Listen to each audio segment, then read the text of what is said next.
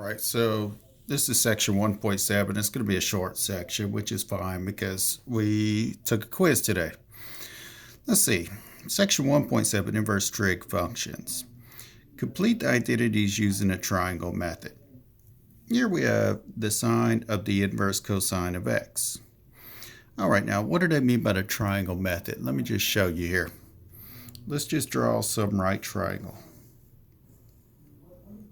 Okay, so I have a right triangle that looks like that. Okay. Now, let's see what this means. Remember what the inverse cosine of x means? It means the angle whose cosine is x. Maybe I'll say here's that angle. Let me call that the inverse cosine of x. That means the angle whose cosine is x. The angle whose cosine is x. So here's the angle whose cosine is x. So whenever I take the cosine of this angle, I should end up with x. Isn't cosine adjacent over hypotenuse? So somehow I need adjacent over hypotenuse to calculate to x. The easiest way to do that is call this x, call that 1. Now do you agree that cosine of this angle is x? Cosine would be x over 1 or x. Now let's figure out this side of my right triangle. I could do so by using the Pythagorean theorem.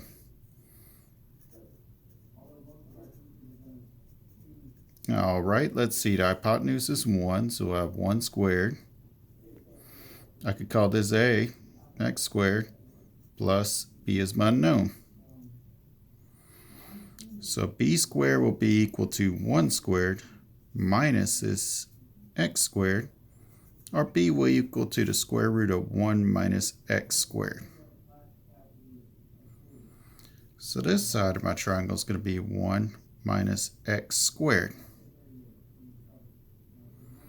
Now let's complete this identity. Let's see what that's going to equal to if I complete this identity. Well, it's the sine of this stuff, right? This is just some angle. The angle's cosine is x. We said that that was that angle. So we really want the sine of this angle. Well, sine is opposite over hypotenuse, so that would be the square root of 1 minus x squared.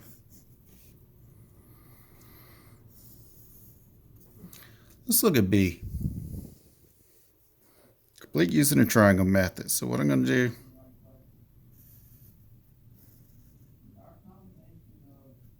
I'm going to draw me a right triangle. Now what does this read? The angle whose tangent is x. Just pick some angle that's not your 90. You're going to pick that one. I'm going to call that the inverse tangent of x. So that means here's the angle whose tangent is x.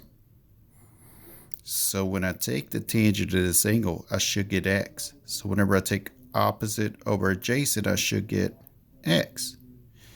The easiest way to get this over this to be x is call this one x, call that one 1. Now you just need to find your hypotenuse here. So I could say a squared plus b squared is equal to c squared. Or I could say 1 squared plus x squared is equal to c squared. 1 squared is 1. X squared is just x squared. Now take the square root of both sides. You get 1 plus x squared under the square root is equal to c.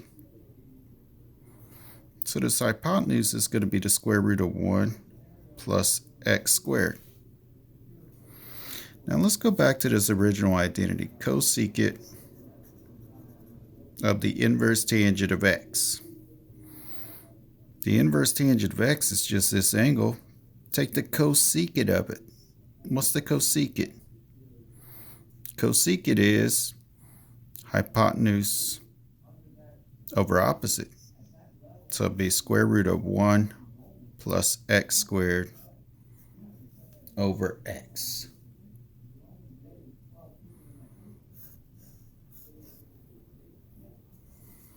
All right, I know this doesn't seem like it's that important, especially in a calculus course or whatever, but It really comes into play in Calc 2 for those of y'all taking Calc 2. You'll look at some integration stuff and then you'll have to simplify it at the end that way. That's why we're showing you this.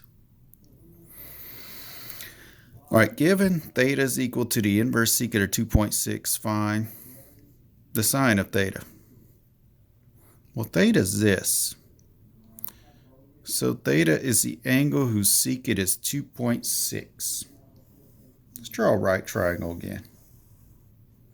Here's a right triangle. I'm going to call that angle theta right there. Now theta is the inverse secant of 2.6. So what does that mean? It's the angle whose secant is 2.6. Secant. What is secant? Hypotenuse over adjacent. So somehow I need my hypotenuse over my adjacent to be 2.6. The easiest way to get that is call this 2.6. Call that 1.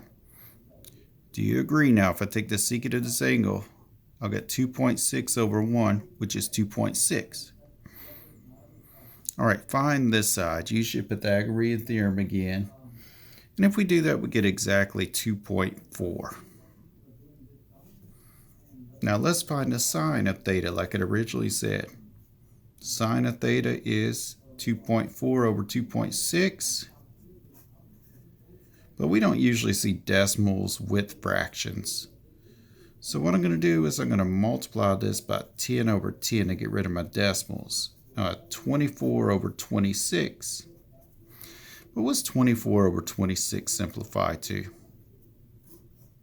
12 over 13. Let's look at B. Tangent of theta. Well, I already did all my work here drawing a triangle, so let me just calculate the tangent. Wouldn't it be 2.4 over 1?